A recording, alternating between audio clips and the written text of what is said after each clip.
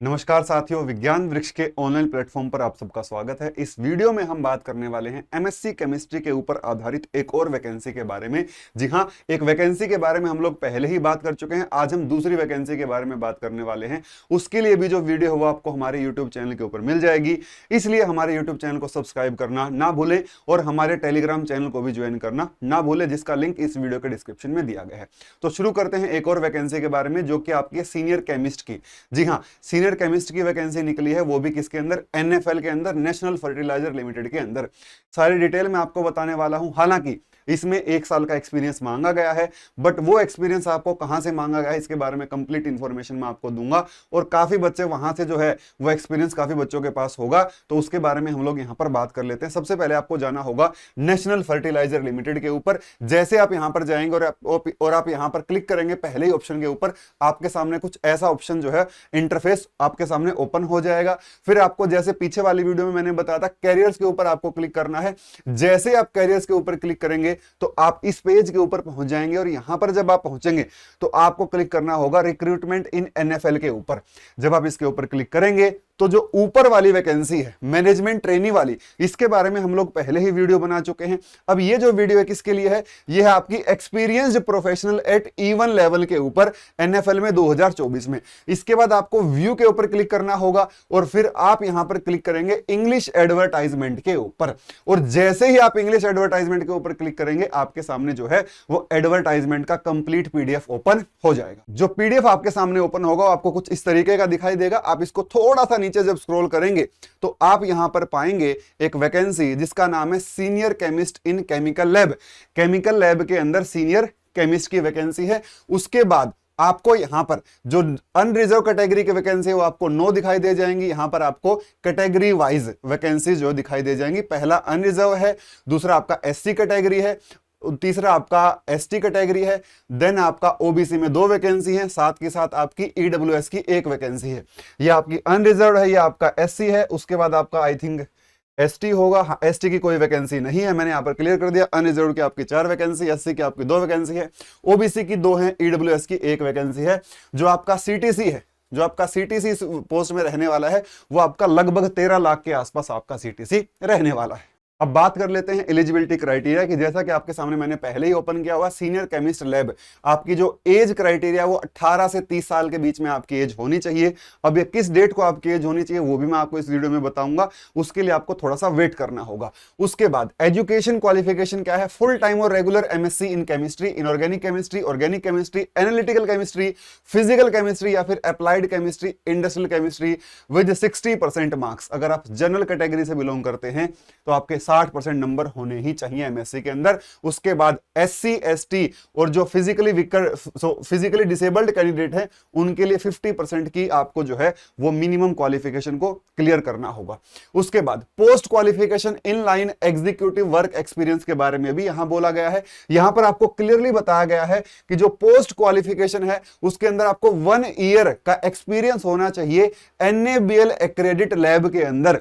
अब आपको यहां पर टेंशन और परेशान होने की जरूरत नहीं, ना ही टेंशन लेने की जरूरत है, क्योंकि ये वाली जो लैब्स है ना, ये बहुत सारी प्राइवेट लैब्स आपको अपने आसपास के एरिया में मिल जाएंगी। इसकी मैं आपको कंप्लीट लिस्ट टेलीग्राम के ऊपर प्रोवाइड कर दूंगा। तो आप अगर आपने वहां पर काम किया है तो आप वहां से भी इसका जो है वो एक्सपीरियंस सर्टिफिकेट हासिल कर सकते हैं, मैं आपको यहां पर दे दूंगा। ऐसा नहीं कि गवर्नमेंट लैब है, देश के अंदर लगभग 5000 से ज्यादा लैब्स ऐसी हैं जहां पर आपने अगर काम किया होगा तो आपको वहां से एक्सपीरियंस मिल जाएगा। मैं आपको बताता हूं, ये रही NABL, national accreditation board for testing and calibration laboratories. उसके बाद ये रहा भाई, आपको सामने दिखाई दे रहा होगा, दिल्ली में 138 आपको दिखाई दे रही है, हरियाणा में 256 है। उसके बाद मैं आपको बताता हूं, उत्तर प्रदेश में आपके 393 लैब है, तमिलनाडु में 469 है, राजस्थान में 258 है।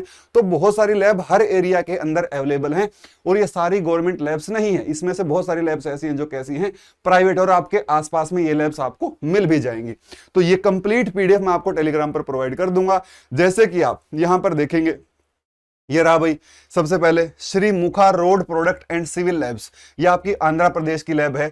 तो आप यहां पर बहुत सारी लैब देख पाएंगे जो कि आपके एरिया के अंदर अवेलेबल होंगी। ये कंप्लीट पीडीएफ में टेलीग्राम के ऊपर प्रोवाइड कर दूंगा। जैसे कि आपको यहां पर मैं और बताता हूं, गुजरात में apex geo test and consultancy की लैब है, उसके बाद आपको बहुत सारी लैब्स मिल जाएंगे, कोई दिक्कत वाली बात ही नहीं है। दिल्ली में बहुत सारी लैब्स हैं जो प्राइवेट भी हैं और जो आपकी कैसी हैं, पब्लिक, जो आपकी गवर्नमेंट भी हैं। सारी की सारी लैब आपको अपने आसपास के एरिया में मिल जाएंगी, चाहे आप किसी भी सिटी में रहते हो वहां पर आपको ये वाली लैब जरूर मिल जाएगी। अब बात कर लेते हैं मिनिमम कट ऑफ डेट के बारे में। जो भी आपके पास डॉक्यूमेंट है वो कब तक कंप्लीट होने चाहिए, साफ साफ यहां पर लिखा गया है 31 मई 2024 तक अगर आपके पास सारे डॉक्यूमेंट्स हैं तो आप इस पोस्ट के लिए एलिजिबल हैं।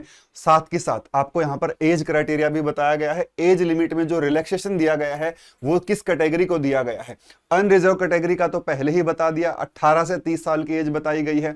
जो आपके SC ST OBC हैं उनके बारे में आपको यहां पर दिखाई दे जाएगा। ये रहा, जो आपके SC ST कैंडिडेट है उनको 5 साल का रिलैक्सेशन है, जो OBC कैंडिडेट है उनको 3 साल का रिलैक्सेशन यहां पर दिया गया है। एप्लीकेशन फीस के बारे में अगर बात करें तो आपको क्लियरली दिखाई दे रहा होगा यहां पर आपकी एप्लीकेशन फीस कितनी होने वाली है। 700 आपकी एप्लीकेशन फीस होने वाली। सिलेक्शन प्रोसेस की यहां पर बात करें तो आपका अभी तक तो यही बताया गया कि केवल पर्सनल इंटरव्यू होगा, बाकी आपका कुछ भी नहीं होने वाला है। अगर नंबर ऑफ कैंडिडेट ज्यादा होते हैं तो आपका स्क्रीनिंग टेस्ट हो जाएगा, जो आपको कहां पर पता लगेगा, जो NFL की ऑफिशियल वेबसाइट है nationalfertilizer.com के ऊपर कैरियर्स में जब आप जाएंगे और रिक्रूटमेंट इन NFL के अंदर जब आप जाएंगे तो वहां पर आपको इसका पता लग जाएगा, इसके बारे में कंप्लीट इंफॉर्मेशन मिल जाएगी। अगर इंपॉर्टेंट डेट्स की बात करें तो आपको यहां पर दिखाई दे रहा होगा जो आपकी एलिजिबिलिटी की जो डेट है, मतलब जब आपको सारी की सारी कंडीशंस को, एलिजिबल कंडीशंस को आपको क्या करना है, सेटिस्फाई करना है, तो उसकी डेट आपको 31 मई दी गई है। और आपकी date of opening of online application कितना दिया गया है, वो आपको 11 जून दिया गया है। और लास्ट डेट जो आपको दी गई है वो आपको 1 जुलाई दी गई है।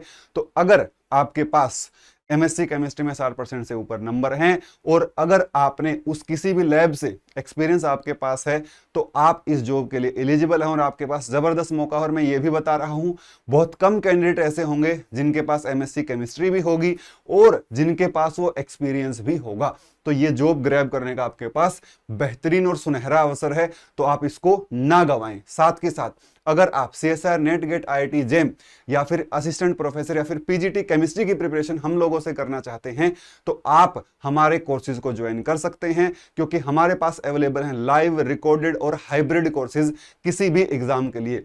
साथ के साथ हमारे चैनल को सब्सक्राइब करना ना भूलें, क्योंकि हमारा चैनल आपको देता है वो सारी इंफॉर्मेशन जो MSc केमिस्ट्री से जुड़ी हुई है, चाहे वो जॉब रिलेटेड हो, चाहे वो PhD रिलेटेड हो, चाहे वो आपका किसी और प्रोजेक्ट से रिलेटेड हो।